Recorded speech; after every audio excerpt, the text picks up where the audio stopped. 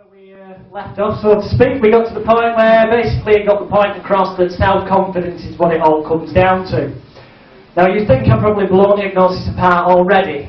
Sorry, the bad news is there's a hell of a lot more to know about why it is such a con game. And that's where we're going to carry on. Right, so-called trance, and we're only using that word because that's what everybody calls it. Bottom line is, if they believe and know you're a hypnotist, you tell them to close their eyes and breathe deeply because that's what they believe, and give them any old crap along the lines of going to sleep because that's what they believe, then that is essentially so-called trance. It's as simple as that.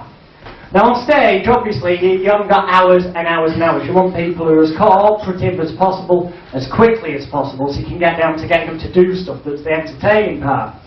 But there is a problem with speed. My experience shows that if you do a slow arty-farty induction to get them in, that they will stay in trance longer, because you appear to have spent ages giving them up. Basically, they've probably gone to sleep for real, which will come with the therapy. If you get them in quickly, then they do tend to start coming round, some of them. And the simple reason is because they don't feel like they're genuinely asleep, which is the misconception they have that it would be. So they think, oh, I mustn't be hypnotised because it doesn't feel right. So they open their eyes, and that's when, you know, occasionally on stage we'll go back up to them and say, look, just close your eyes, sleep, you bastard. You might off microphone, if you're using a handheld mic instead of one of these, pull it away so that the audience can't hear you. There's an awful lot of stuff said on stage that isn't actually said on the microphone. So that the audience don't hear, but the people on stage do. So, you know, if I was using that one, all I need to do is pull the mic away, and when I was saying, oh, you bastard, close your eyes, the audience wouldn't hear it, but the person up here would.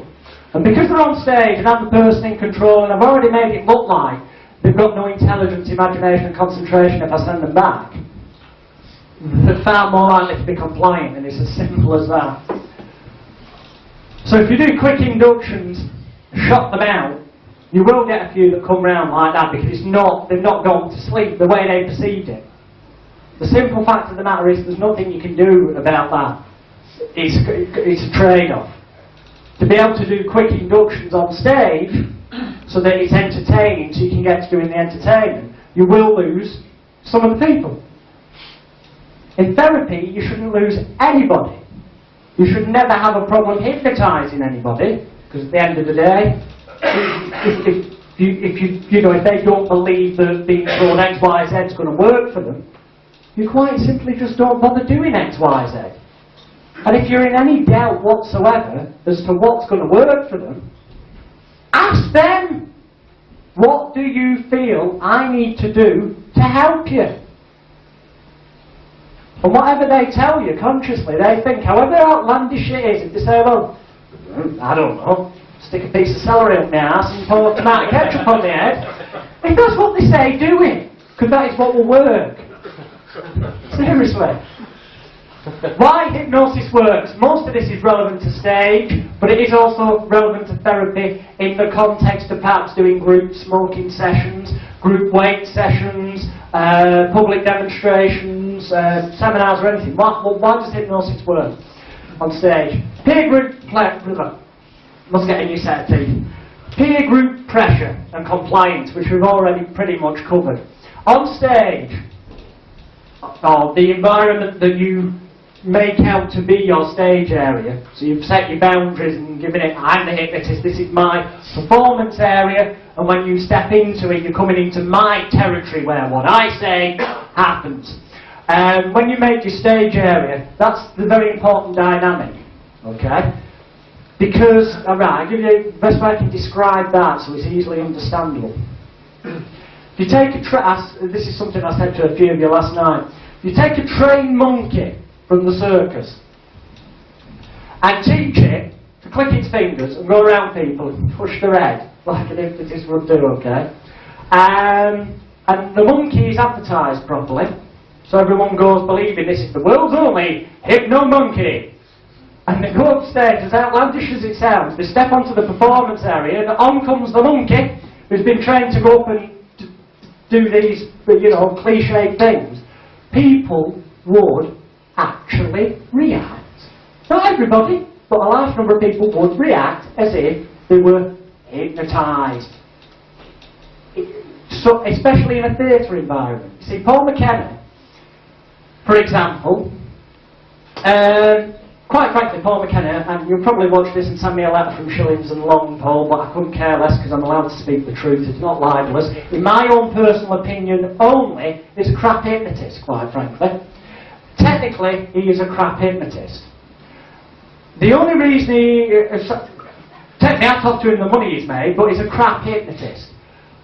That, if you stuck him in a working men's club, okay, where everyone's having a pint, and he'd have to try and shut them all up, albeit he's Paul McKenna, the famous television hypnotist, he would die on his arse, or he'd have it very difficult indeed. In a theatre, people have paid money, firstly, to get in. There's no alcohol served at the time, so everyone's sat there facing the right direction. They're there to see a show. The whole dynamic is they're there to see a show. And if that show is a hypnotist, they've come to see a hypnotist. So again, it's another suggestion. So if they get up on the stage, they're getting up on stage at a hypnotist show. So therefore, they must believe that they can be hypnotised and that this person's a hypnotist. That dynamic is the easiest environment you will ever encounter for doing a stage hypnosis show.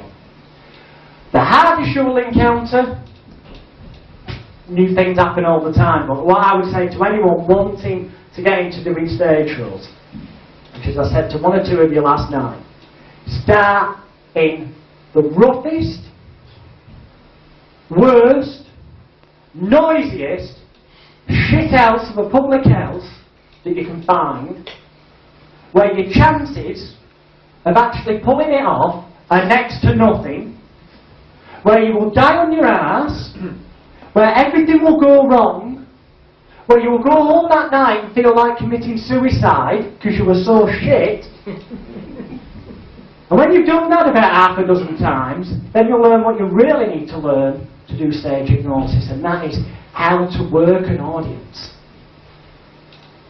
It's got rock all to do with hypnosis. It's working the audience. And if you can work them, if you like a comedian does, so you know you're going to offend some people some of the time. Well, the others are enjoying it, then they're going to enjoy a certain bit, but the other people are affected. Because at the end of the day, you can please some of the people all of the time, all of the people some of the time, but you can't please everybody all of the time. And when you've got an audience, you've got to go with the bulk and what have you. So you've got, the best way of learning that is to die on your ass. Because you'll go away, you'll inwardly reflect what happened. Especially if you can video it on a camcorder, you know, take a camera with you, play it back and say, yeah, perhaps that wasn't such a good idea at that point. You'll learn far more from doing that. And I'd even go so far as to say, you know, even for those who perhaps are just starting out in therapy, I know there's only one or two here that have just literally just started, but take your first couple of sessions. Let the clients know, but video it. Offer them a discount as long as they'll let you video it for just for your private viewing only. Watch it, look at it, think, could I have done that better? You'll learn far more by observing yourself and the way you do things, and physically doing it in the real world. Everyone thinks, people, you've all come to this seminar, no disrespect, because you're going to, believe me, you're going to learn some immensely powerful stuff if you haven't done already. But, at the end of the day, none of you in this room, with the exception of one or two people who I personally invited as friends and colleagues to come and give me feedback and let me know what they thought of the seminar, none of you should really need to be here. Okay? If you want to be a stage hypnotist and you're currently a hypnotherapist, quite frankly, you shouldn't have needed to come here. Unfortunately, all the books out there like the Encyclopedia of Genuine Stage Hypnosis by Orman McGill, I respect the guy, you know, he's done a lot of good for stage hypnosis, but he took Orman McGill. When it comes to England again, he's doing some therapy course in November. Stick him on at Bradford Miners Club, and he'd die on his arse. Even though he's regarded as being the world's, you know, leading hypno expert. He wouldn't have a clue how to do a show in the real world. And yeah, alright, he's very good at using the focus of attention. He does a mysticism show even. And he's tapping a bowl of water with a spoon and using it for an induction. Great, it works, don't get me wrong, it works in that setting. But if you went to Bradford Miners Club and did that, I think you get the point I'm making. Okay, you've got to adapt to the venue you're in, okay? Now in a theatre, you took over McGill and stuck him on a Manchester Apollo, different mat, he'd go down a tree. But Bradford Miners Club, no. That's why I say start out with pubs and stuff. IIC syndrome. You heard me say it a lot before. I use this on stage in therapy. As the 2 days go on, you'll see that the techniques I use for whatever I'm doing hypnotically all can be basically counted on the hand of the person who's had a nasty accident with a chainsaw. They're just used in different ways for different things. But the IIC syndrome's a great little ploy, great phrase. To be a good hypnotic subject, you've got to have good powers of intelligence, imagination and concentration. Now I tell the therapy clients that, and on stage I tell the audience that. In therapy it's working on an ego level, because then as you're doing an induction you're going, that's wonderful, you're going down really well. So essentially you're then confirming the fact that they've got good intelligence, imagination, concentration, praising their ego, which makes them feel good, and if they feel good about what's going on, then they feel good about you. If they feel good about you because you're a hypnotist, then they're connecting positive to you, so ultimately it's more likely to be a positive, beneficial outcome for the session. On stage, though, it's also creating a scenario when people volunteer and come to the front, that you've essentially said, as I said before, that if you don't cooperate, or as we say, if you don't end up being hypnotised, you haven't got powers of intelligence, imagination and concentration. So you're making a psychological situation where it's easier for them to do what you tell them to do. To the point where if you've got 5 or 6 people and you've done an induction, and 1 or 2 of them come out of it, don't send them back to the audience. Don't keep them there for the sake of it. Send them back, because it does 2 things. A, it shows that you're taking control of the situation, which is the hypnotist, you're supposed to be in control. Secondly, everyone else on stage, even if their eyes are closed, will hear the fact, at the very least, or if their eyes are open also see it, that you've sent somebody back.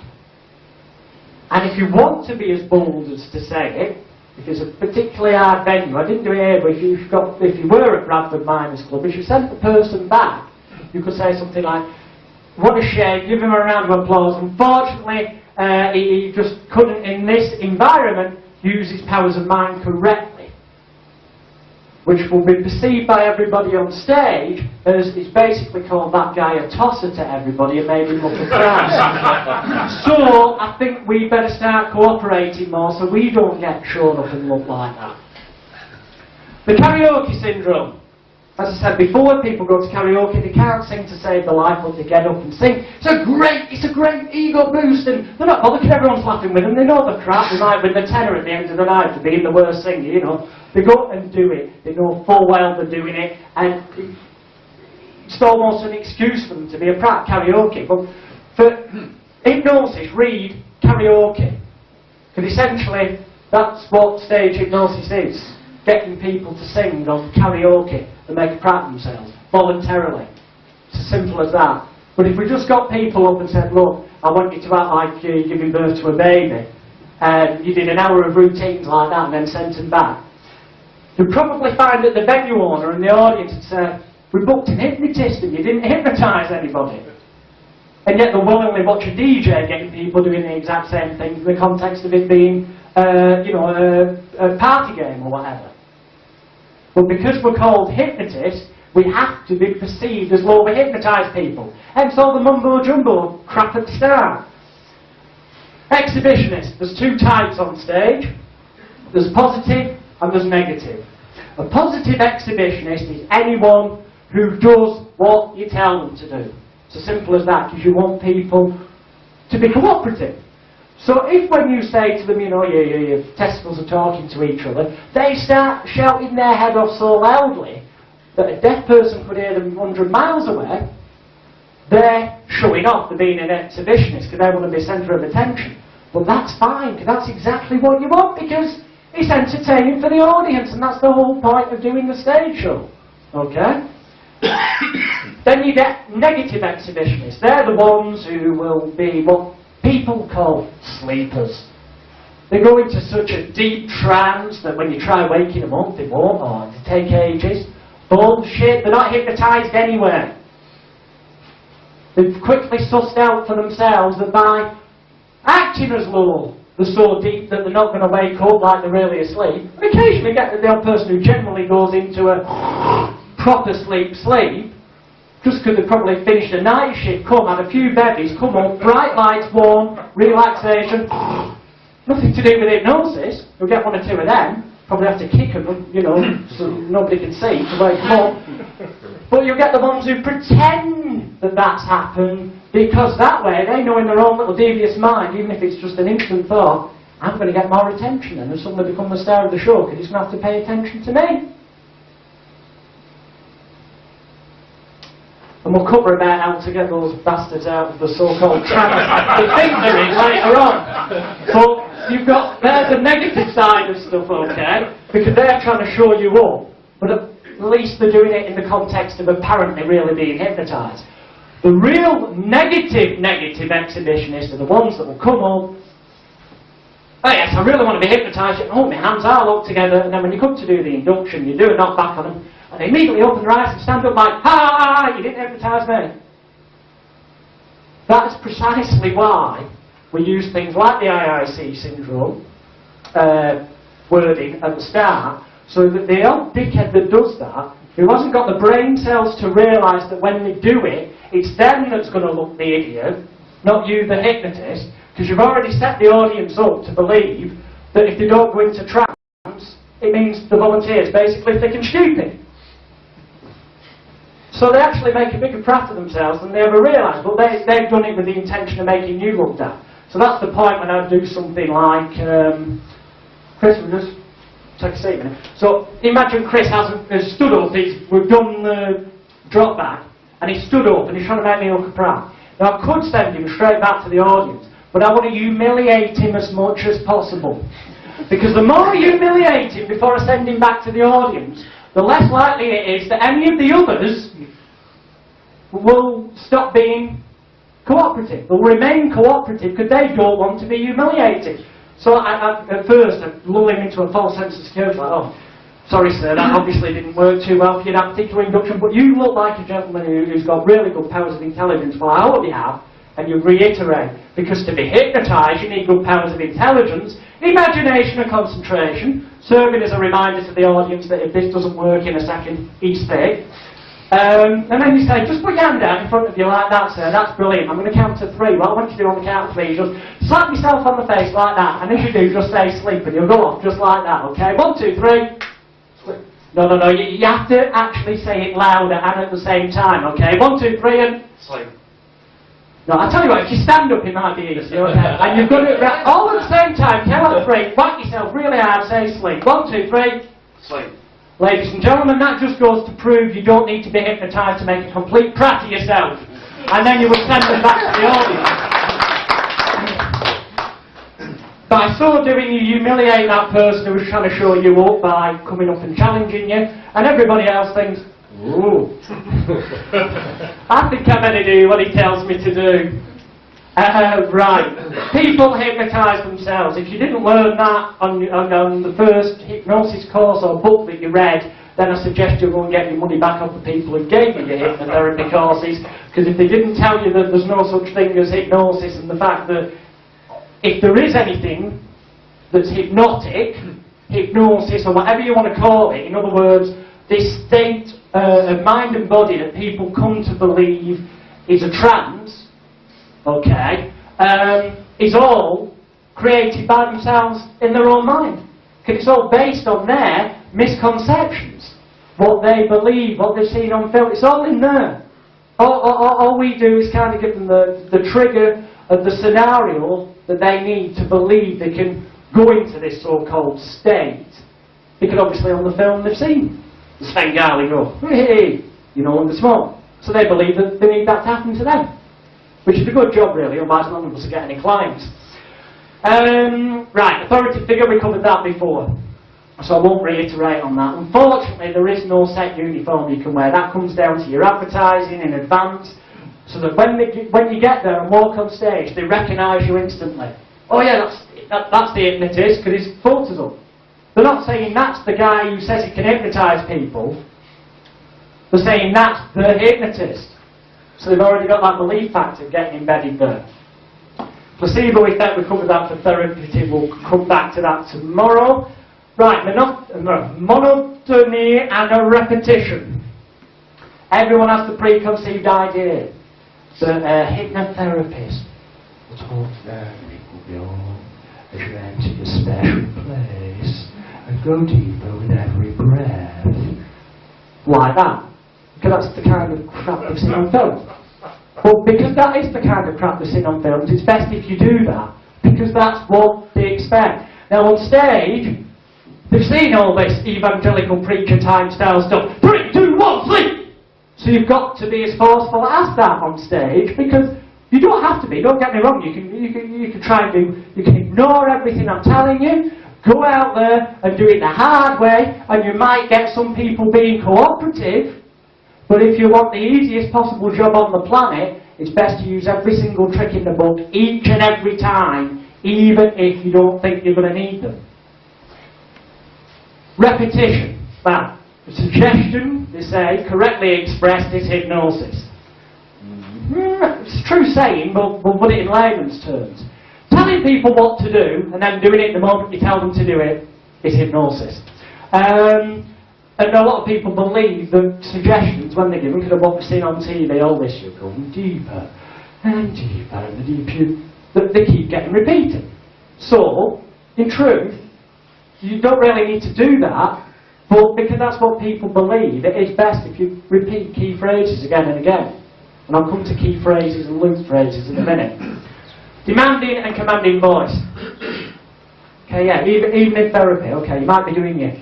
As you walk across the lovely little white flowers under your feet, and the screams in the background, and all that crap.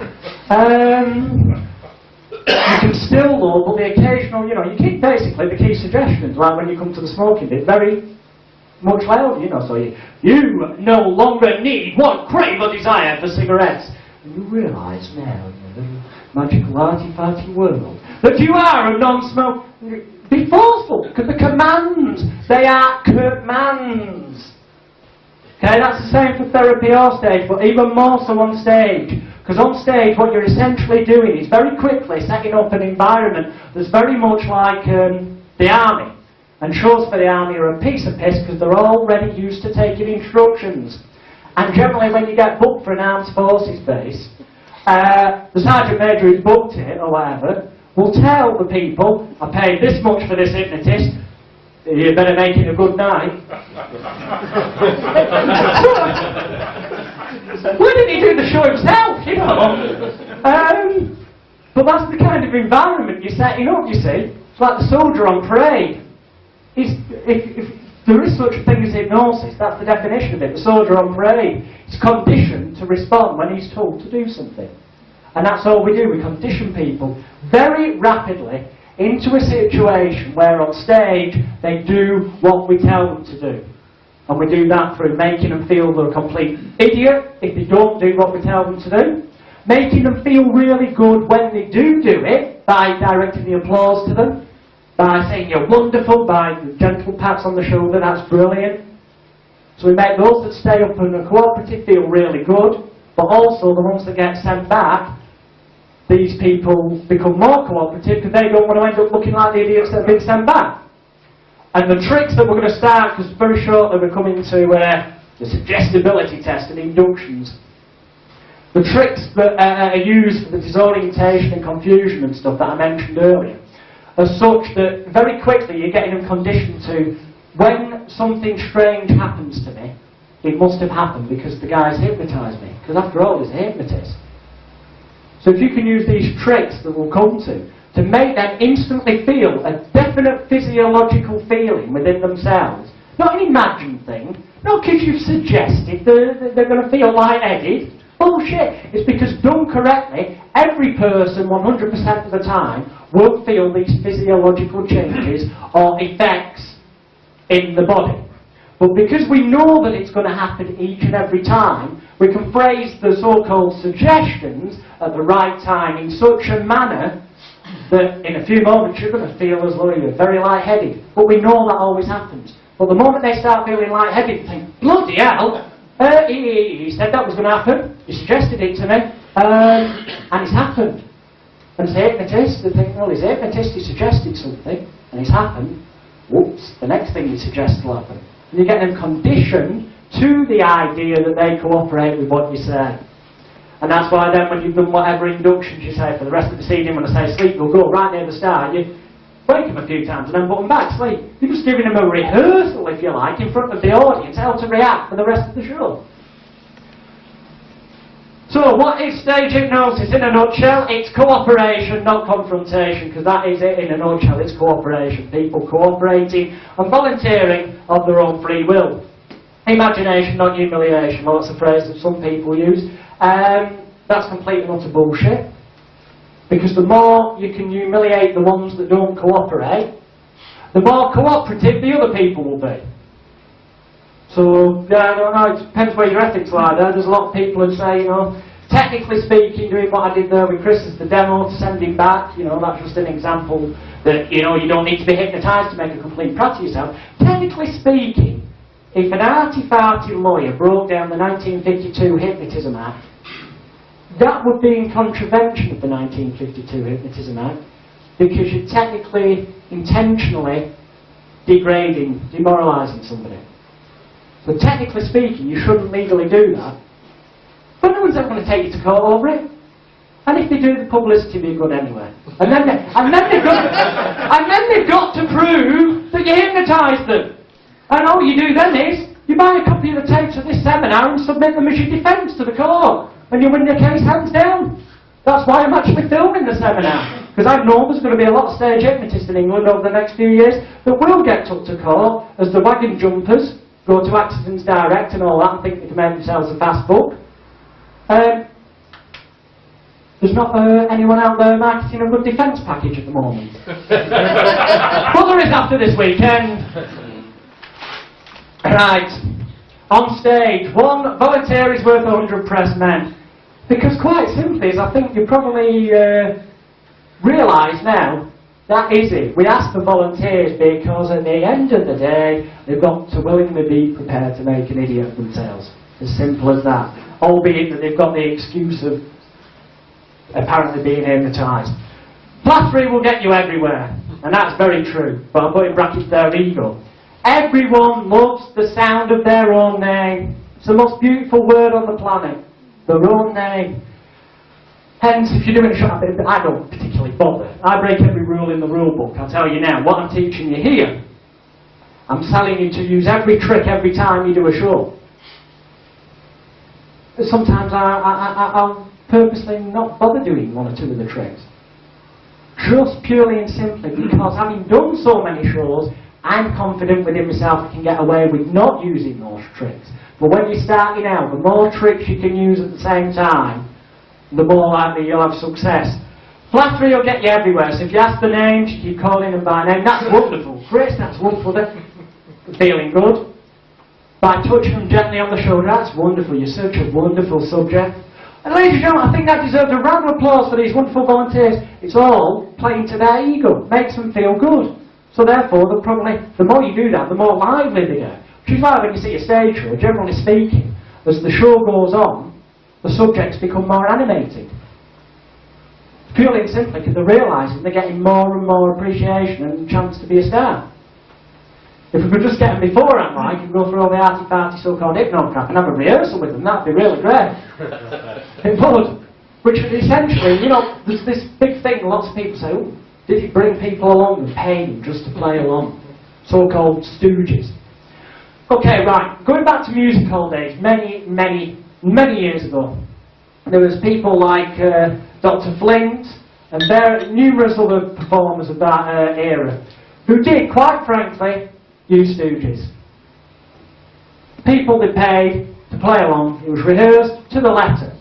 It had to be low in those days because in musical, your standard act got 8, 10, 12 minutes, depending on what act they were doing. If they were the bill closer, an illusion show would probably have got the full second half. A hypnotist would probably get the full second half, but more often than not, they were just slotted in with other acts. You don't get proper shows like that anymore.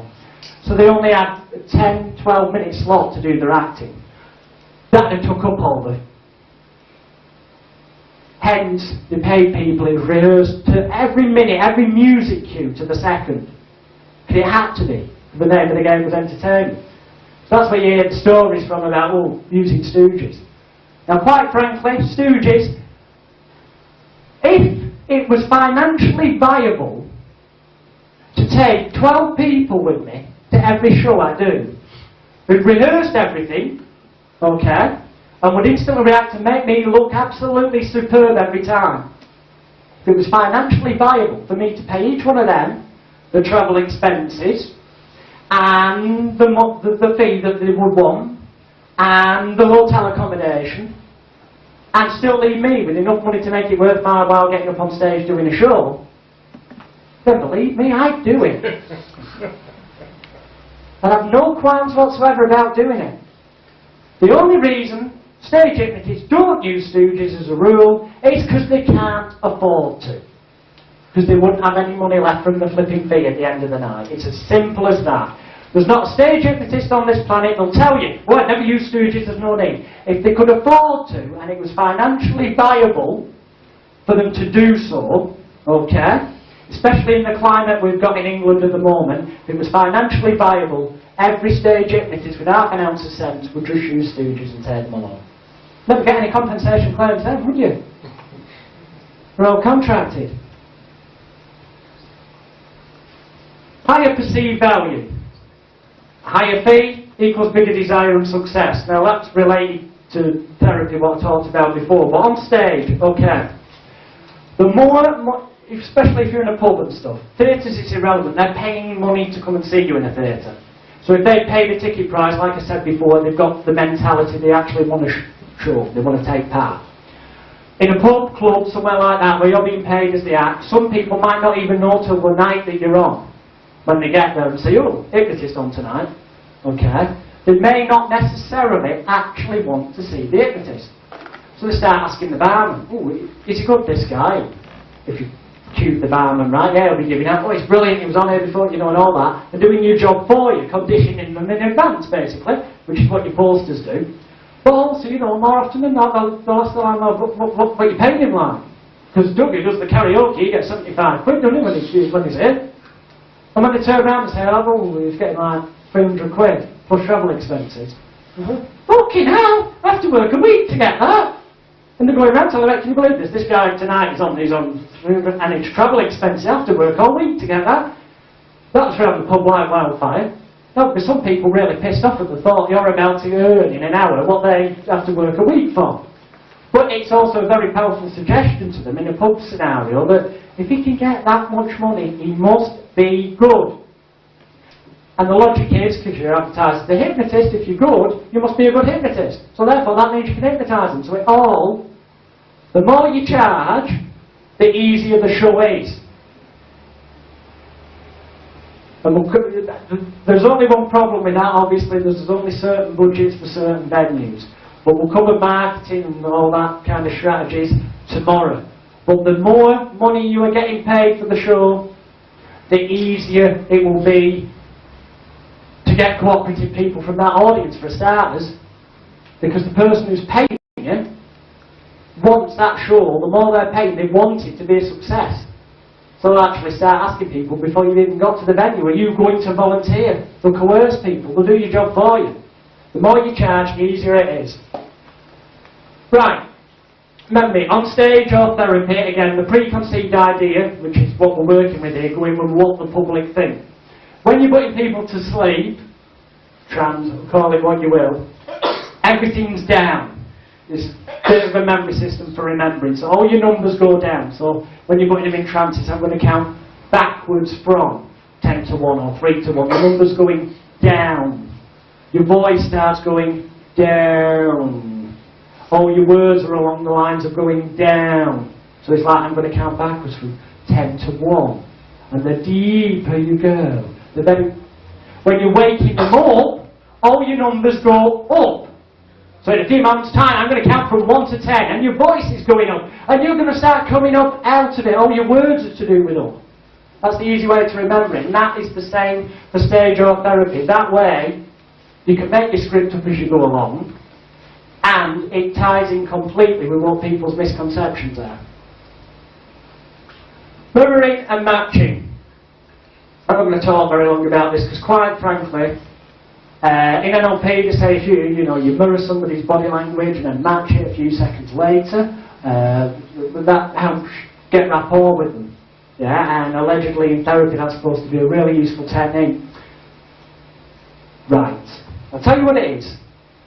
Go and do a group therapy session in the top of some working men's club where you're charging them something like 7,500 quid each a ticket, and they're all sat in front of you, and start mirroring and matching them, and see how long it is before someone kicks you in the nuts or hits you.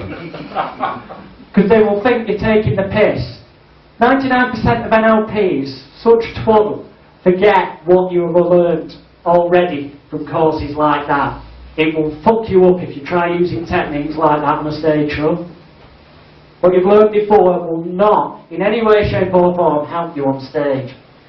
More than likely. And even in therapy, quite frankly, most of the established hypnotherapy courses, put it this way, if your course that you took to qualify as a hypnotherapist took you any longer than 4 or 5 hours, you've been ripped off. And you've been taught stuff you didn't need to know and stuff that you shouldn't know and shouldn't be doing. It's as simple as that. Mind focused on one thing is hypnosis. Well, in therapy we get them concentrating on the breathing. The deeper you go, the better you feel. Or perhaps, like on stage, initially, when I get the people up, as you notice, I said, everybody stare at the chandelier. Well, that's just happened to be here. On stage, you've got spotlights, or it might be, everyone stare at the point in the corner over there, okay? Just a fixation point. Now, the reason for doing that is twofold. It's not as you may think, because, you should stare at that point. My suggestion of your eyes are going to get heavy, it's going to work. If they believe it's going to work, then yes, it may be effective. There's an extra element for some of them. However, for the majority, the reason it's done is because the moment you've got them up and you've got them stood or sat and you say, keep fixed on that point, as you're walking around deciding who you're going to go to next, you can keep glancing and seeing which of them are complying with what you've said and intently gazing at the one spot. And which of them are occasionally looking to see what the wife or husband's doing in the audience. Because then you know which of them are instantly, right from the start, being cooperative. And they're more likely then to carry on being cooperative. If it's a spotlight, yeah, it probably will blur the eyes a bit, but that's good. Hence phrases like, because after a while, looking at a light, your eyes get blurred. Knowing that that's going to happen and it's a natural thing. That's why I say things like, you may notice it's almost as low, but almost as low. Never say it's definitely going to be like this, it's almost as low. The reason being then, if it doesn't feel like that to them, but it's somewhere similar, you still get perceived as knowing what's happening to them, and therefore you must have suggested it in the first place, they perceive it as your suggestions are working, hence it's almost as low. The light's moving in towards you and out away from you. Stare at a light for a minute or so and your eyes will start getting a bit. Nothing to do with hypnosis. But because we know that's going to happen, we can say in a few moments' time it's almost like the light's moving in towards you and out away from you, and you start thinking, it's happening, I'm starting to go, and then so you've conditioned them another level. And don't forget, before you've got them up, you've done a suggestibility test. So you've got conditioning step 1. And then you've got step 2. Then you've got step 3. Then you've got your physical elements of the inductions, which we'll be covering. Every way along the way, everything is a trick that's just to make them cooperative. Relaxation leads to loss of inhibitions. Now, some hypnosis books will say to you, well, what it is, you see, on stage, once you've got them hypnotised, they become relaxed, so they lose their inhibitions. That's how it's done. Again, bullshit. They will not be relaxed Because when they're on stage, they may act and look as though they are relaxed. When you say sleep and they go. But don't forget, you've instructed them exactly how to act. You've said you will close your eyes.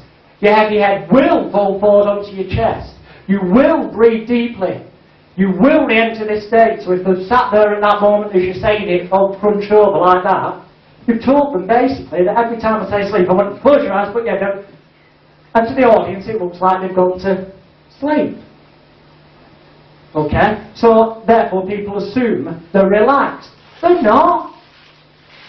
They're waiting, thinking, what's the next thing you're going to ask them to do? They're listening, who's going to be the next person to get humiliated and sent back? I hope it's not me, I hope They're fully aware of what's going on. Now, some people will sincerely believe, because they get so into it, because their eyes start going fuzzy and, oh heck, you said the light had moved towards me. Because you've said, oh, you're going to get lightheaded, and they do feel it. They will get to such a level of belief that you could connect them to a lie detector and they would swear blind they had entered some form of genuine trance. And, you know, if they want to believe that, then technically speaking, that probably is the closest you're ever going to get on this planet to real hypnosis. But at the end of the day, the starting point was all tricks down the level. No relaxing them or arty-farty talk. Tricks that get them to a point where they believe.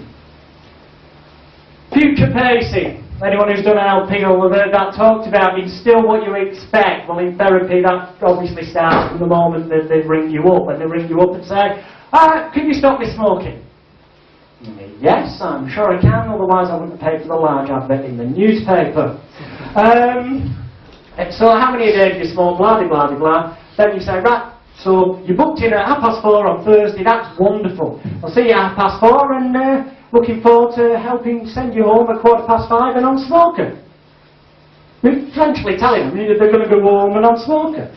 You're telling them what's going to happen in the future. Now on stage, you're essentially doing that right from the moment you walk on and saying, I'm going to get people up here and make dicks of them. But you're doing it in a nice roundabout manner when you say, I'm looking for volunteers tonight with good powers of intent, blah, blah, blah, blah, who must be up for a laugh, with open mind, with the idea of letting themselves go. I'm looking for people with no morals and values. That Joe, where I said, you know, you can't contradict morals and values, so I'm looking for people with no morals and with no values. It's a bit more serious than it sounds, because what you're really trying to say is, please, I want people who are actually prepared to be up for a laugh. Just decode it all, and it's so simple, really. Music helps set the mood. In therapy, your arty-farty relaxation music, as much as I can't stand it, and it grates me to the core, I do use it.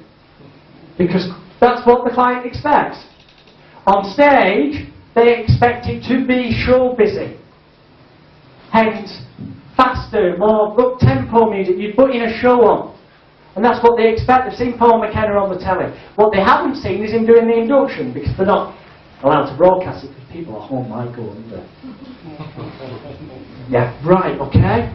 Indeed. So music. For the routines on stage, what I said before, you're anchoring them to it. So you say, when you hear this Elvis piece of music, you will do X, Y, Z. So you're clearly telling them what to do and when to do it. Also, it makes it more entertaining to the audience. Instead of just all the time saying do something and getting them to speak on the mic, a bit of music makes it into a show. And that's why they're called stage hypnotism shows. Words. Paint a picture with your words. Now, as a hypnotist, paint a picture with your words. What do I mean by that? Well, quite simply. Although I've told you there's no such thing as hypnosis and it's all tricks, okay? That's true. It is all tricks. But the tricks together as a whole makes what everybody refers to as hypnosis when people come to believe that something special has happened. So on stage, painting a picture with your words basically means when you're giving them suggestions, firstly you want them to be under no illusions what you want them to do. When you want them to do it, where you want them to do it, how long you want them to do it for.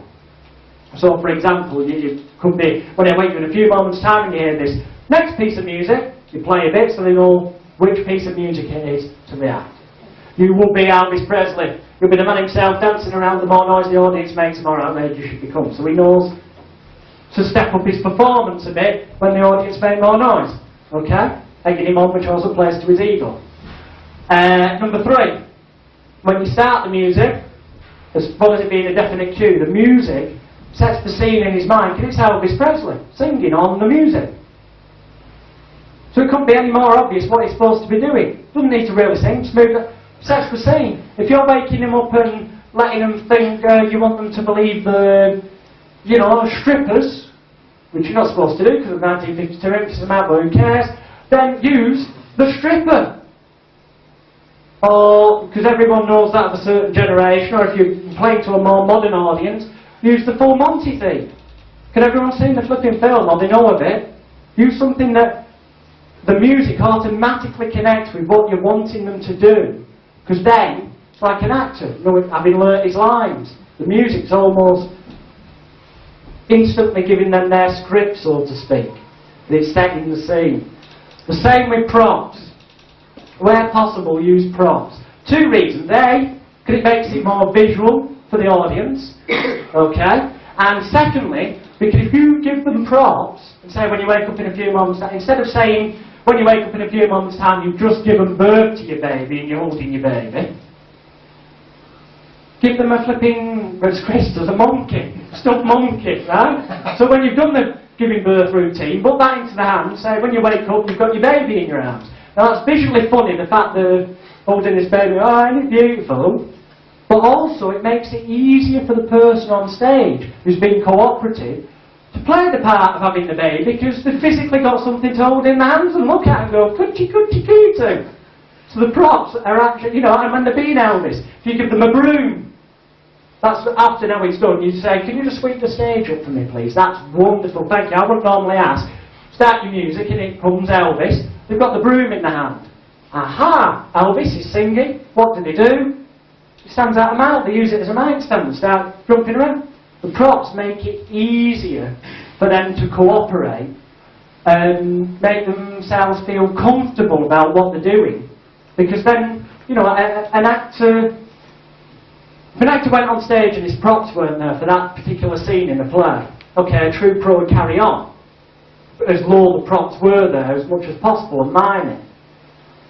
But he wouldn't enjoy it anywhere near as much as having the props there so we can interact with them almost like people. That's there, that's it, to do the next bit. So giving the punters from the audience props, whether it be the broom to be Elvis, cuddly toy in their arms, so they think it's the baby when they wake up. Giant glasses so they can see the opposite sex in the nude. Whatever it is, it just makes it A, visual to the audience, so you're actually putting a show on, and B, makes it, if you give somebody a costume, whatever it is, and put it on them, give them a uniform, they suddenly feel important. Give them a pair of big silly glasses, they'll probably start laughing, right?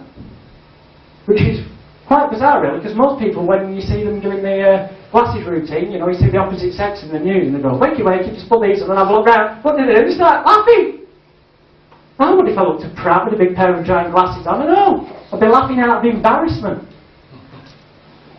But it's great how we make it look as though it's what's supposed to be happening. What about in the office then? What props? Props, well, as a therapist, your office itself is one big prop. Okay, people's cliches. I'm glad you brought that up. I was going to do anyway when we get to therapy tomorrow, but I'll do it now. People, if you ask the average punter on the street, what do they expect a hypnotherapist's office to be like?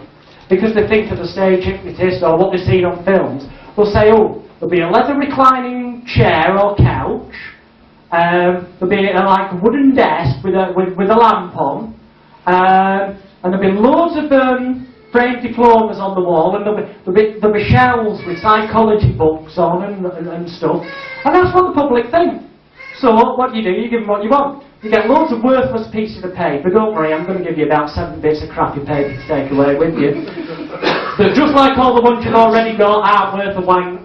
Because there's no laws in England or recognised bodies in any way, shape or form, despite what some people would like to have you believe. You have them nicely framed. You go and buy yourself a nice solid wooden looking desk. You get the lamp. You get the leather reclining chair for the client to sit in, and you provide the scenario that they have got the misconception it will be like. Just sit in the chair, lie back, just use the little button there, it'll help you lie back. Oh, we'll just close the curtains and put the lamp on, so it's a bit dimmer in the room. These are all things that people's misconceptions are, is what's going to happen. So it's no wonder that when the average hypnotherapist, they show up and they walk in, and then they spend half an hour explaining why their office isn't like that, because hypnosis isn't like that. Well, what's the point in wasting half an hour? My time's valuable. I hope yours is too. And also, you'll be more successful if you provide them with what they expect to see. Costumes. I didn't actually write that down. So on stage, obviously, it's whatever character you portray. As I said before, Clint Eastwood, you'd be dressed as a cowboy if you're the Clint Eastwood hypnotist. For stage, that's pretty much down to the character you want to portray. In therapy, it still is down to the character you want to portray, but more to the point, the character you're going to market.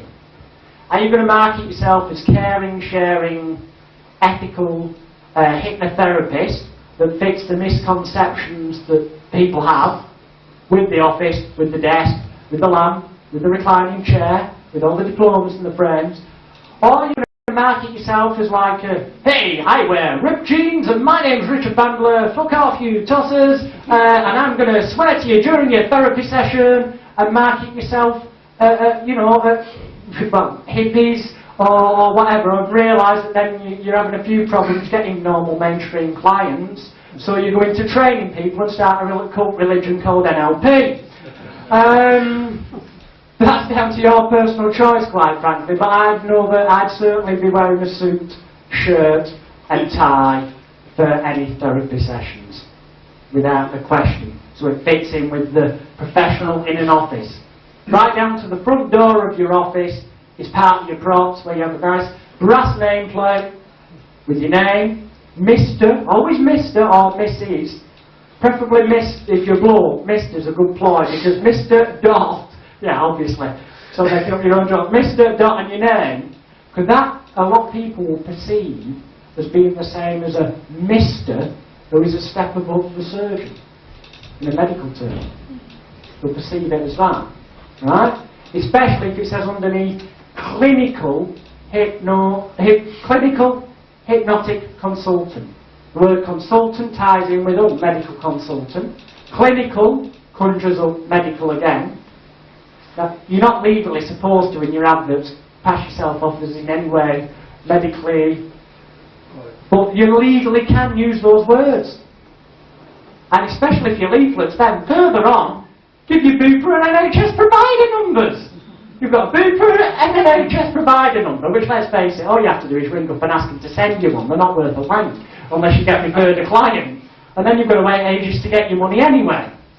But from a perception point of view, it looks like Bupa, NHS on the leaflet, clinical, consultant, Mr, conjures up you're some kind of doctor. Don't they get a bit surprised when they turn up at your flat though, and sort of, it's not... You don't work at home. You get an office, or you go to them. If you can't afford an office initially, we'll cover that on marketing tomorrow, then go to them. And you can get over that by saying, I'm a mobile hypnotherapist, and I come to you because I'm sure you feel very relaxed at home, don't you? So sooner than bringing you to a strange office, and you just reframe it and give a logical sounding reason why you're going to them. But if they're going to come to you, you want the office that looks the part. Don't get me wrong, you'll still get them to part with the money if you haven't got that, but it's a damn sight easier and makes them believe what you're doing a whole lot more if you fit that false scenario they've got in their mind of what a hypnotherapist is going to be. Right. Words, getting back to that, makes it easier for the client to imagine things. We've covered that. So all suggestions must be clear, precise, and have only one meaning. So, for example, you can't count, say, or think the number 7.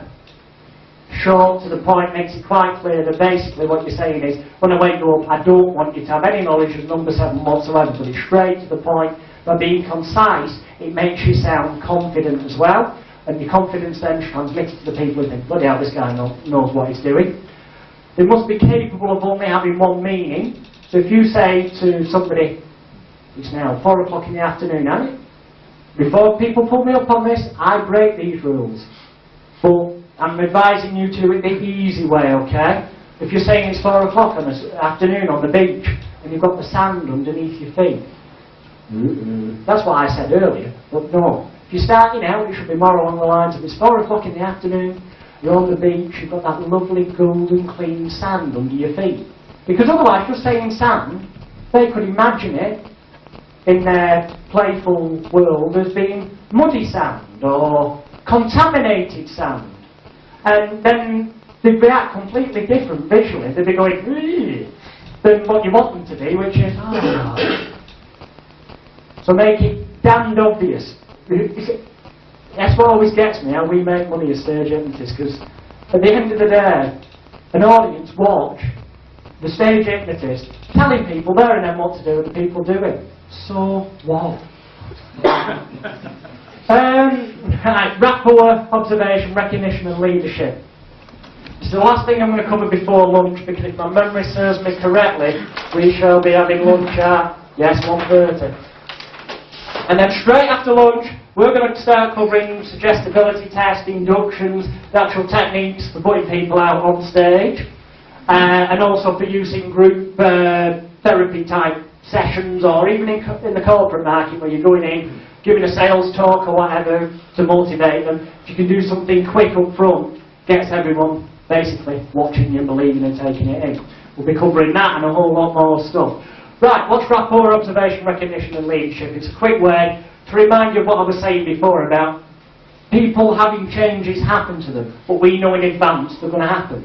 Now, some of the changes that happen on stage, some of the feelings they will have, some of the ways they will react, because each person is an individual, and that's why you keep hearing it saying, you know, the experience of hypnosis is different for everybody. That's because there isn't such a thing as hypnosis. That's why it's different for everybody. It's what they make it to be at the time. Now, therefore, rapport, observation, recognition and leadership is useful because you've got your person, you've done your trick number 1 and you know they're going to feel their eyes going funny because of the light. It's natural. You've got trick number 2, you know they're going to get a bit dizzy when you're dropping them back. Well, then you've got the odd one, perhaps, who's, let's say, grossly overweight, so you don't want to break your arm trying to catch them. Or whatever, so they're sat in the chairs and you've got them looking at the light, you've got them to close their eyes and you're starting on your other tricks. Now then, we use RORL because we observe the people, so as we're giving them the usual artifact, the deeper you go. The better you feel and the better you feel, the deeper you go. We're observing the people and we're saying, hang on, which one's most cooperative? Hey, look, this one over here is being really cooperative, he's starting to lower his head down more. So you'd immediately go to that person, because you've already said I'm only talking to you if I touch you on the shoulder, and you know, you're just letting your head fall forward now. Because you can see instantly, with it, as they're sat there, when they start doing that, slowly, that they're cooperating. So when you go up, quickly go in and say, it's so much easier to let your head fall forward. They think, well, yeah, it's funny that, because it does feel like it's going forward. You suggested something else to me and it's worked. All you've done is been looking, observed what they're doing, quickly recognised how this person's being cooperative, and then feed it back to them before they finish doing it, as though it's a suggestion, so that the moment they do it, they think, bloody hell, he suggested that to me and I've done it, so therefore I must be hypnotised. And that's the same for therapy. That's the easiest way to do an induction without the trick, if you like, an almost genuine induction, if there is such a thing.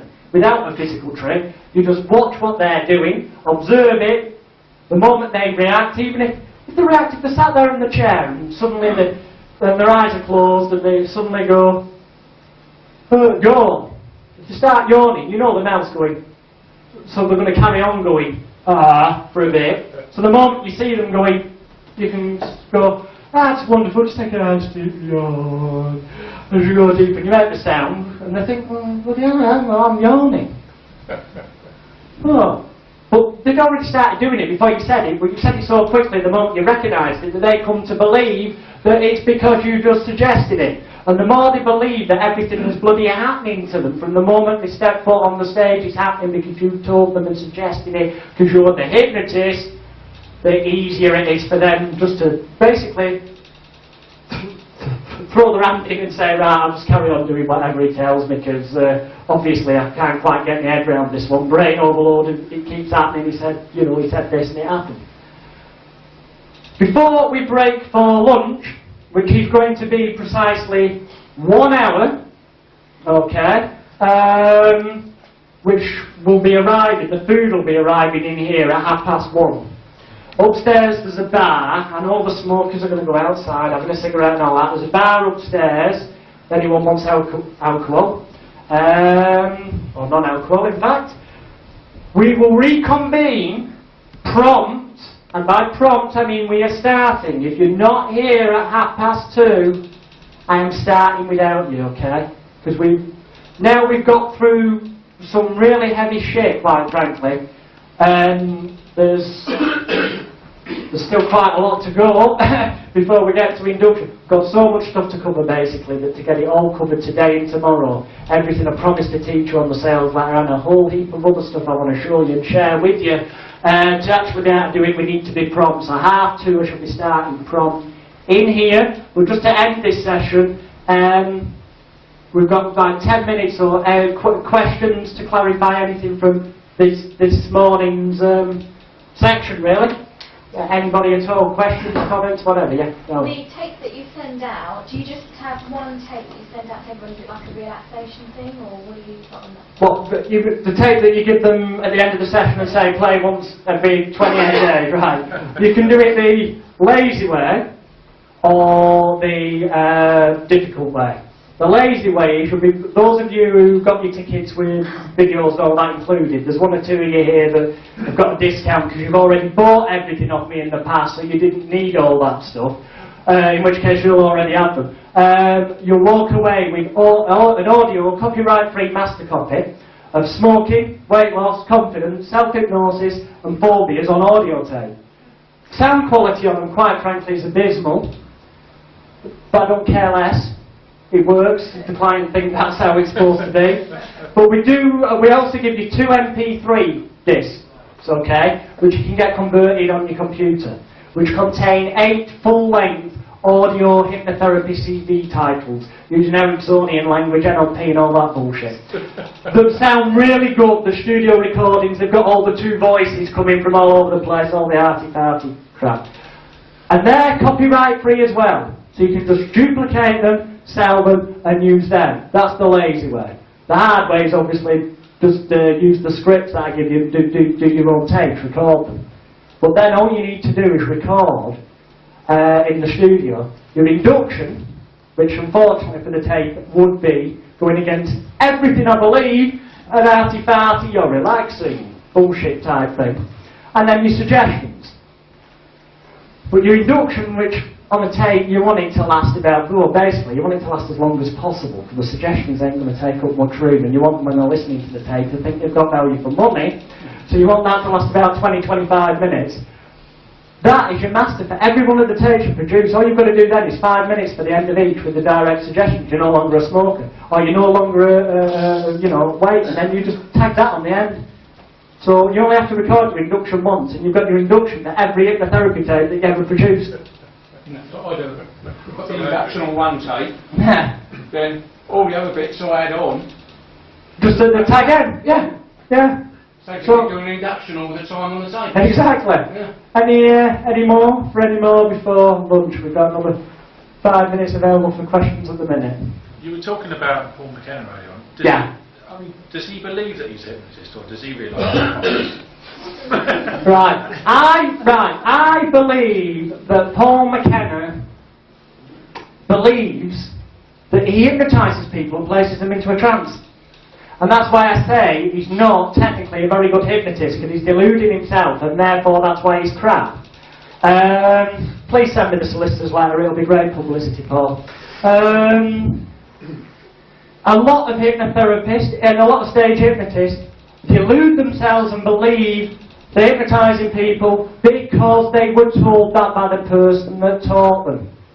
So a few years down the line, having done it the way they were taught, it's compounded that false belief in them, they're putting them into some genuine trance.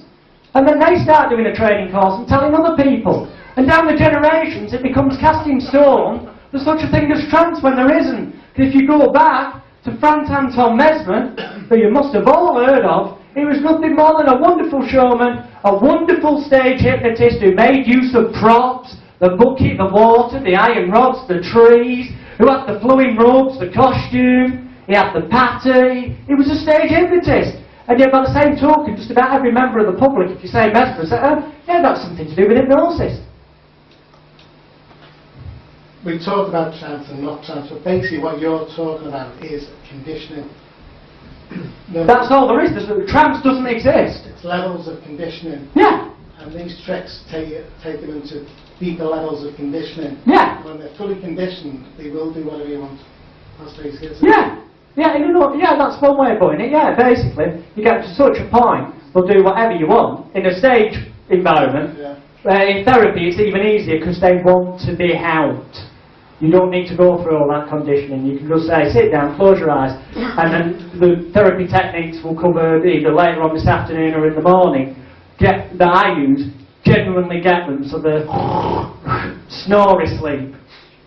So that you've got them down there in the space of about 15 minutes, and then you can go and have a brew and do your paperwork and come back after half an hour and wake them up and give them the tape and get rid of them. You don't even need to finish the session. Give them the tape, it's all on there anyway. To do that. You know, like people, if they don't get half an hour, 45 minutes, they don't consider. Exactly, it's perceived value. Whatever it was, I took them through this scenario, and then I said, "Mike, you have a nice restful sleep now," and I went back in the house, clicked on, and I said, "So I'll make a cup of tea now, ease after the rest."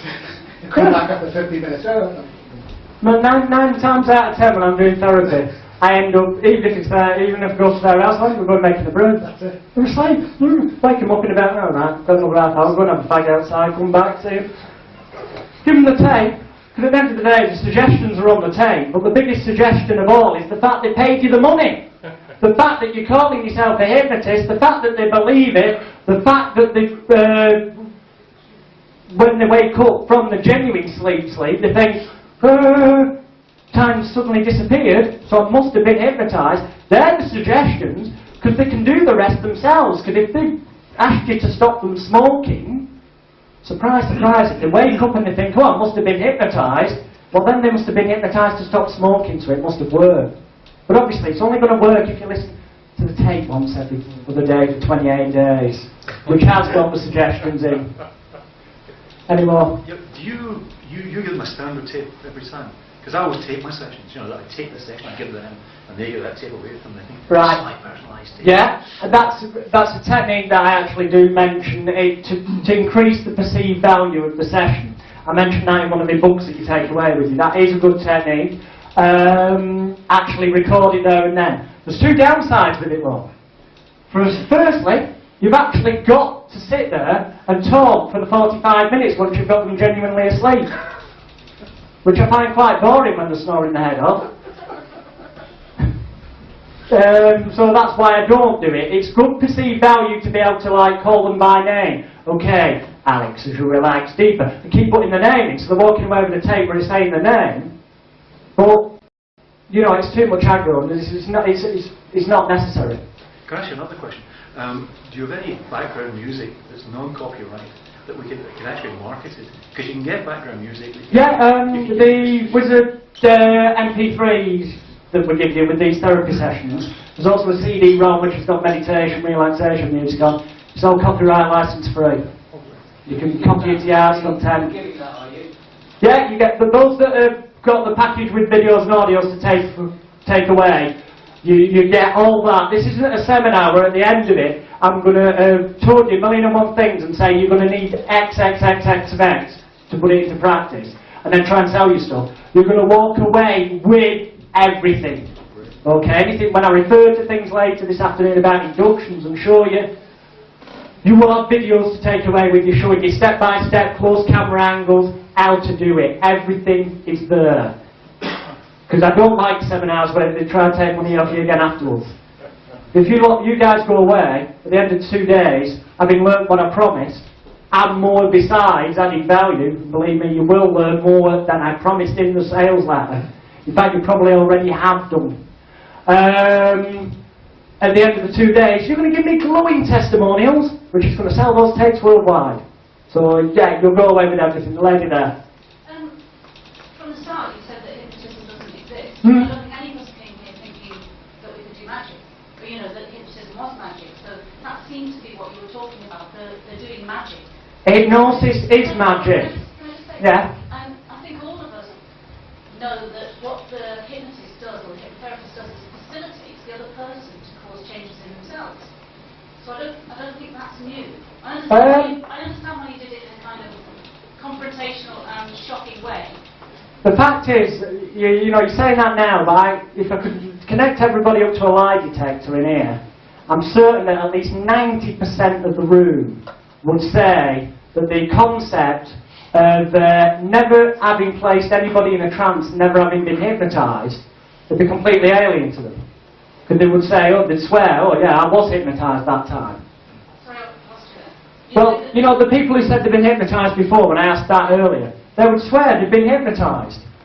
And then we're breaking down the fact that no, they haven't been hypnotised because there's no such thing as hypnosis. You see, I would say that I have been hypnotised, and I still think that, but I would But, say that... and you will, because whoever did it would have been very, very good then, or whichever tricks and techniques they were using to condition you to the level where you believe, even to this day, that you were hypnotised. What I would say is that that person, with my permission,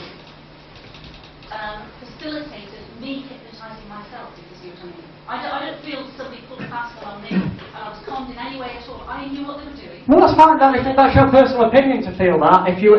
With the greatest respect, if you want to delude yourself and think that you allowed that person, allowed you, allowed you, that if you're saying you want to feel that you allowed them, facilitate, fine. But the truth is, probably from the point of view of saying, I want to be hypnotised, you've said, look, I want you to hypnotise me. So of course you're allowing them, but for it to be effective to the point that you're stood there saying, you've been hypnotised, it must have done the tricks right. Yeah, but I don't feel that that person did that. I think they facilitated... Then they did the job brilliant, because if you don't think they did that, they did it so well that you don't think they did do it, because hypnosis is magic. It is mumbo-jumbo, it is witch doctors, it is magic potions. That's where hypnosis comes from. Mesmer, who started it all. All hypnotherapy comes from stage hypnotists. There was no hypnosis until there were stage hypnotists. We started it all. Mesmer was a stage hypnotist and people before him. It's as simple as that. It's all tricks. It is, and there are people, and that's the beauty of it. That's how we can earn a living. There's people, and obviously you had a wonderful job done on you by whoever did it, that do it so well that you would swear to your dying day that you... But not wanting to go on into lunch. Which is that. 1 minute, yes? Very, very quickly. A lot of things that you're describing as cons are very well recognised in psychology. Like you talked earlier on about getting the client to feel that they're listened to and what's happening to them is being recognised, and that's called external validation. And you're talking I about... don't care what it's called. It either works or it doesn't. It does. But the point is, I don't care what arty-farty name psychologists give it, in the context of being a hypnotist and claiming that you're a hypnotist, not that you're a psychologist or that you're a psychiatrist using things in an open talky way, everything must be presented in such a manner that it keeps that belief going that you're a hypnotist. Otherwise, rename yourself. You're not an hypnotherapist unless you're doing that. But that's sort of, you see, all I'm saying, I suppose, is that it's the word hypnotism. You see, I think it exists because it is what you're describing. But that's what hypnotism Can I say something about that? Yeah, of course you can. Let me ask you a question. Yeah. You say you was in a trance state, right? That I was. Yeah. No, I feel that I was in a... Well, yeah, if you want to call it... Can you trance describe a state. trance state to me? A state of relaxation, a state of altered consciousness, in a way, yourself. Okay, that's your definition. Yeah. Someone else's definition of trance state may be totally Yeah. different. That's So what- this is why they that's can't what define a that's trance what state. it's called. And they can't be defined because there isn't such a thing. Okay. And at that point, it's lunch, everybody, which is... it's 4:30. 2:30, back here, everybody, alright?